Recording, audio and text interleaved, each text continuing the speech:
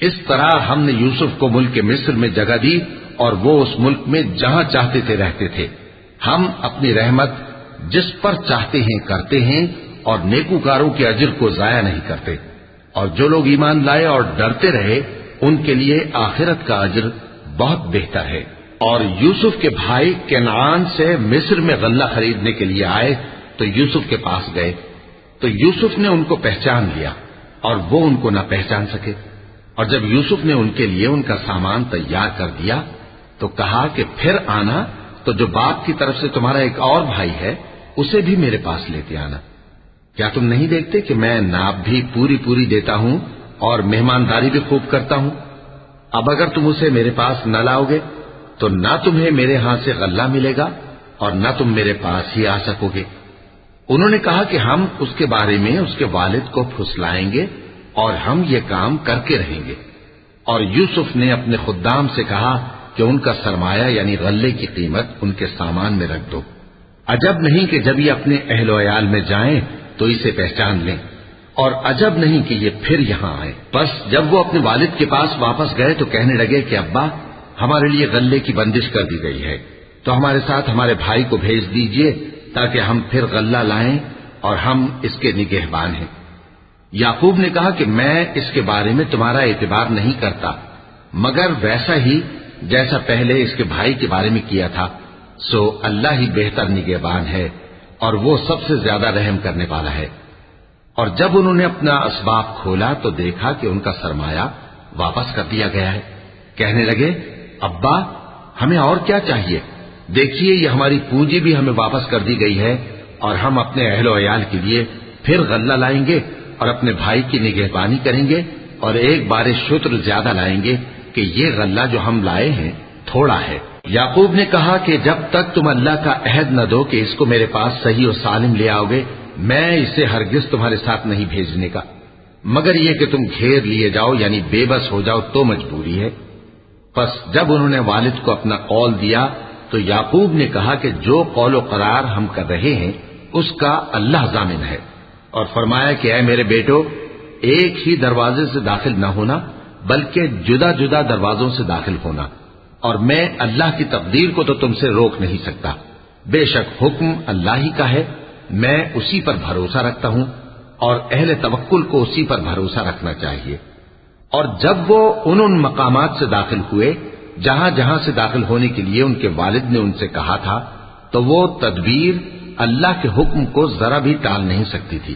ہاں، وہ یعقوب کے دل کی خواہش تھی جو انہوں نے پوری کی تھی، اور بے شک وہ صاحب علم تھے کیونکہ ہم نے ان کو علم سکھایا تھا، لیکن اکثر لوگ نہیں جانتے۔ اور جب وہ لوگ یوسف کے پاس پہنچے تو یوسف نے اپنے حقیقی بھائی کو اپنے پاس جگہ دی اور کہا کہ میں تمہارا بھائی ہوں، تو جو سلوک یہ ہمارے ساتھ کرتے رہے ہیں اس پر افسوس نہ کرنا۔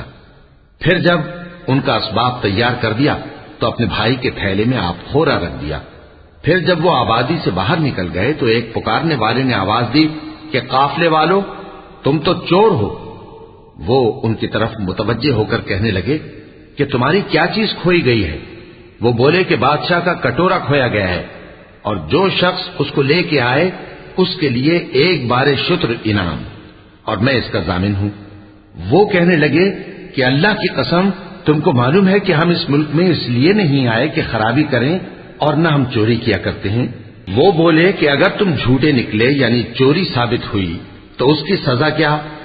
انہوں نے کہا کہ اس کی سزا یہ کہ جس کے تھیلے میں وہ دستیاب ہو وہی اس کا بدل قرار دیا جائے، ہم ظالموں کو یہی سزا دیا کرتی ہیں۔ پھر یوسف نے اپنے بھائی کے تھیلے سے پہلے ان کے تھیلوں کو دیکھنا شروع کیا، پھر اپنے بھائی کے تھیلے میں سے اس کو نکال لیا۔ اس طرح ہم نے یوسف کے لیے تدبیر کی، ورنہ بادشاہ کے قانون کے مطابق وہ اپنے بھائی کو لے نہیں سکتے تھے، مگر یہ کہ اللہ چاہے، ہم جس کے چاہتے ہیں درجے بلند کرتے ہیں، اور ہر علم والے سے بڑھ کر ایک بڑا علم والا ہے۔ برادران یوسف نے کہا کہ اگر اس نے چوری کی ہو تو کچھ عجب نہیں کہ اس کے ایک بھائی نے بھی پہلے چوری کی تھی، مگر یوسف نے اس بات کو اپنے دل میں مخفی رکھا اور ان پر ظاہر نہ ہونے دیا، یعنی زیر لب کہا کہ تم بڑے برے ہو، اور جو تم بیان کرتے ہو اللہ اسے خوب جانتا ہے۔ وہ کہنے لگے کہ اے عزیز، اس کے والد بہت بوڑھے ہیں اور اس سے بہت محبت رکھتے ہیں، تو اس کو چھوڑ دیجئے اور اس کی جگہ ہم میں سے کسی کو رکھ لیجئے، ہم دیکھتے ہیں کہ آپ احسان کرنے والے ہیں۔ یوسف نے کہا کہ اللہ پناہ میں رکھے کہ جس شخص کے پاس ہم نے اپنی چیز پائی ہے اس کے سوا کسی اور کو پکڑ لیں، ایسا کریں تو ہم بڑے بے انصاف ہیں۔ آخر جب وہ اس سے نا امید ہو گئے تو الگ ہو کر صلاح کرنے لگے۔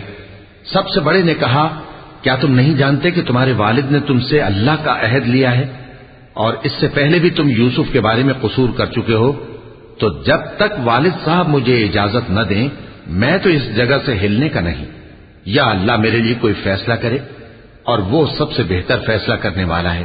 تم سب والد صاحب کے پاس واپس جاؤ اور کہو کہ ابا آپ کے صاحبزادے نے وہاں جا کر چوری کی، اور ہم نے تو اپنی دانش کے مطابق آپ سے اس کے لے آنے کا عہد کیا تھا، مگر ہم غیب کی باتوں کے جاننے اور یاد رکھنے والے تو نہیں تھے، اور جس بستی میں ہم ٹھہرے تھے وہاں سے یعنی اہل مصر سے اور جس قافلے میں آئے ہیں اس سے دریافت کر لیجئے، اور ہم اس بیان میں بالکل سچے ہیں۔ جب انہوں نے یہ بات یعقوب سے آ کر کہی تو انہوں نے کہا کہ حقیقت یوں نہیں ہے، بلکہ یہ بات تم نے اپنے دل سے بنا لی ہے، تو صبر ہی بہتر ہے۔ عجب نہیں کہ اللہ ان سب کو میرے پاس لے آئے، بے شک وہ علم والا ہے، حکمت والا ہے۔ اور ان کے پاس سے چلے گئے اور کہنے لگے کہ ہائے افسوس یوسف پر، ہائے افسوس، اور رنج و الم میں ان کی آنکھیں سفید ہو گئیں اور ان کا دل غم سے بھر رہا تھا۔ بیٹے کہنے لگے کہ واللہ آپ تو یوسف کو اسی طرح یاد ہی کرتے رہیں گے یہاں تک کہ آپ گھل جائیں گے یا جان ہی دے دیں گے۔ انہوں نے کہا کہ میں تو اپنے غم و اندوہ کا اظہار اللہ سے کرتا ہوں اور اللہ کی طرف سے وہ باتیں جانتا ہوں جو تم نہیں جانتے۔ اے بیٹو یوں کرو کہ ایک دفعہ پھر جاؤ اور یوسف اور اس کے بھائی کو تلاش کرو، اور اللہ کی رحمت سے نا امید نہ ہونا کہ اللہ کی رحمت سے تو کافر لوگ ہی نا امید ہوا کرتے ہیں۔ پھر جب وہ یوسف کے پاس گئے تو کہنے لگے کہ اے عزیز، ہمیں اور ہمارے اہل و عیال کو بڑی تکلیف ہو رہی ہے اور ہم یہ تھوڑا سا سرمایہ لائے ہیں، آپ ہمیں اس کے عوض پورا غلہ دے دیجئے اور ہم پر خیرات کیجئے کہ اللہ خیرات کرنے والوں کو ثواب دیتا ہے۔ یوسف نے کہا، تمہیں معلوم ہے کہ جب تم نادانی میں پھنسے ہوئے تھے تو تم نے یوسف اور اس کے بھائی کے ساتھ کیا کیا تھا؟ وہ بولے، کیا واقعی تم ہی یوسف ہو؟ انہوں نے کہا، ہاں میں یوسف ہوں، اور بن یامین کی طرف اشارہ کر کے کہنے لگے، یہ میرا بھائی ہے، اللہ نے ہم پر بڑا احسان کیا ہے۔ جو شخص اللہ سے ڈرتا اور صبر کرتا ہے تو اللہ نیکوکاروں کا اجر ضائع نہیں کرتا۔ وہ بولے، اللہ کی قسم، اللہ نے تم کو ہم پر فضیلت بخشی ہے اور بے شک ہم خطا کار تھے۔ یوسف نے کہا کہ آج کے دن تم پر کوئی ملامت نہیں، اللہ تم کو معاف کرے اور وہ سب سے بڑھ کر رحم کرنے والا ہے۔ یہ میرا کرتا لے جاؤ، پھر اسے والد صاحب کے منہ پر ڈال دینا تو وہ بینا ہو جائیں گے، اور اپنے تمام اہل و عیال کو میرے پاس لے آؤ۔ اور جب قافلہ مصر سے روانہ ہوا تو ان کے والد کہنے لگے کہ اگر مجھ کو یہ نہ کہو کہ بوڑھا بہک گیا ہے تو مجھے تو یوسف کی بو آ رہی ہے۔ وہ بولے کہ واللہ آپ اسی قدیم غلطی میں مبتلا ہیں۔ مگر جب خوشخبری دینے والا آ پہنچا تو اس نے کرتا ان کے منہ پر ڈال دیا، سو وہ بینا ہو گئے اور بیٹوں سے کہنے لگے، کیا میں نے تم سے نہیں کہا تھا کہ میں اللہ کی طرف سے وہ باتیں جانتا ہوں جو تم نہیں جانتے؟ بیٹوں نے کہا کہ ابا ہمارے لیے ہمارے گناہ کی مغفرت مانگیے، بے شک ہم خطا کار تھے۔ فرمایا، میں اپنے پروردگار سے تمہارے لیے بخشش مانگوں گا، بے شک وہ بخشنے والا ہے، مہربان ہے۔ پھر جب یہ سب لوگ یوسف کے پاس پہنچے تو انہوں نے اپنے والدین کو اپنے پاس جگہ دی اور کہا، مصر میں داخل ہو جائیے، اللہ نے چاہا تو امن و امان سے رہیے گا۔ اور اپنے والدین کو تخت پر بٹھایا اور سب ان کے آگے سجدے میں گر پڑے۔ اور اس وقت یوسف نے کہا، ابا جان، یہ میرے اس خواب کی تعبیر ہے جو میں نے پہلے بچپن میں دیکھا تھا۔ میرے پروردگار نے اسے سچ کر دیا اور اس نے مجھ پر بہت سے احسان کیے ہیں کہ مجھ کو قید خانے سے نکالا، اور اس کے بعد کہ شیطان نے مجھ میں اور میرے بھائیوں میں فساد ڈال دیا تھا، آپ کو گاؤں سے یہاں لایا۔ بے شک میرا پروردگار جو چاہتا ہے تدبیر سے کرتا ہے، وہ علم والا ہے، حکمت والا ہے۔ جب یہ سب باتیں ہو لیں تو یوسف نے اللہ سے دعا کی کہ اے میرے پروردگار، تو نے مجھ کو حکومت سے نوازا اور خوابوں کی تعبیر کا علم بخشا۔ اے آسمانوں اور زمین کے پیدا کرنے والے تو ہی دنیا اور آخرت میں میرا کارساز ہے، تو مجھے دنیا سے اپنی اطاعت کی حالت میں اٹھائیو اور آخرت میں اپنے نیک بندوں میں داخل کیجو۔ اے پیغمبر، یہ اخبار غیب میں سے ہیں جو ہم تمہاری طرف بھیجتے ہیں، اور جب برادران یوسف نے اپنی بات پر اتفاق کیا تھا اور وہ فریب کر رہے تھے تو تم ان کے پاس تو نہ تھے، اور بہت سے آدمی گو تم کتنی خواہش کرو ایمان لانے والے نہیں ہیں، اور تم ان سے اس خیر خواہی کا کچھ صلہ بھی تو نہیں مانگتے۔ یہ قرآن اور کچھ نہیں تمام جہانوں کے لیے نصیحت ہے، اور آسمان و زمین میں بہت سی نشانیاں ہیں جن پر سے یہ گزرتے ہیں اور ان کو نظر انداز کر دیتے ہیں، اور یہ اکثر اللہ پر ایمان نہیں رکھتے مگر اس کے ساتھ شرک بھی کرتے ہیں۔ تو کیا یہ اس بات سے بے خوف ہیں کہ ان پر اللہ کا عذاب نازل ہو کر ان کو ڈھانپ لے، یا ان پر ناگہاں قیامت آ جائے اور انہیں خبر بھی نہ ہو؟ کہہ دو میرا رستہ تو یہ ہے، میں اللہ کی طرف بلاتا ہوں سمجھ بوجھ کر، میں بھی لوگوں کو اللہ کی طرف بلاتا ہوں اور میرے پیرو بھی، اور اللہ پاک ہے اور میں شرک کرنے والوں میں سے نہیں ہوں۔ اور ہم نے تم سے پہلے بستیوں کے رہنے والوں میں سے مرد ہی بھیجے تھے جن کی طرف ہم وہی بھیجتے تھے۔ کیا ان لوگوں نے ملک میں سیر و سیاحت نہیں کی کہ دیکھ لیتے کہ جو لوگ ان سے پہلے تھے ان کا انجام کیا ہوا؟ اور متقیوں کے لیے آخرت کا گھر بہت اچھا ہے، کیا تم سمجھتے نہیں؟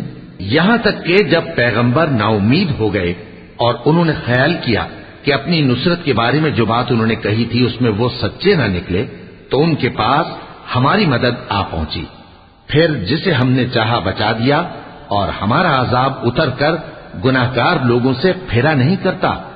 ان کے قصے میں عقل مندوں کے لیے عبرت ہے۔